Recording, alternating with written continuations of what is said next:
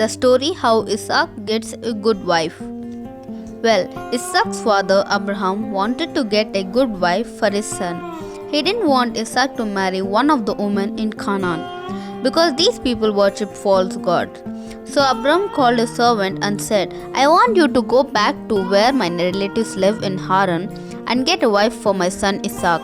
Right away, Abraham's servant took 10 camels and made the long trip.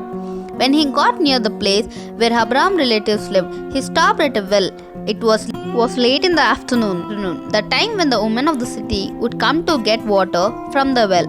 So Abraham's servant said a prayer to Lord, may the woman that gets some water from me and the camels be the one that you choose to be the wife of Isaac. Soon Rebekah came along to get some water. When the servant asked her for a drink, she gave him one. Then she went and got enough water for all the thirsty camels. There was hard work because camels drink lots and lots of water.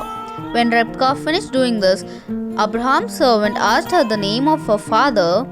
He also asked if he could stay overnight at their home. She said, my father is Bethuel, and there is room for you to stay with us. Abraham's servant knew that Bethuel was the son of Abraham's brother Nahor.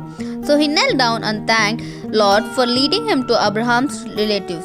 That night, Abraham's relative told Bethuel and Rebekah, brothers Laban, why he had come. They both agreed that Rebekah could go with him and marry Isaac.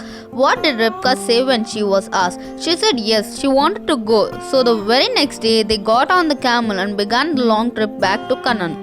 When they arrived, it was evening time. Rebekah saw a man walking on the field. It was Isaac. He was glad to see Rebekah. His mother Sarah had died just 3 years before, and he was still sad about this. But now Isaac came to love Rebekah very much, and he was happy again.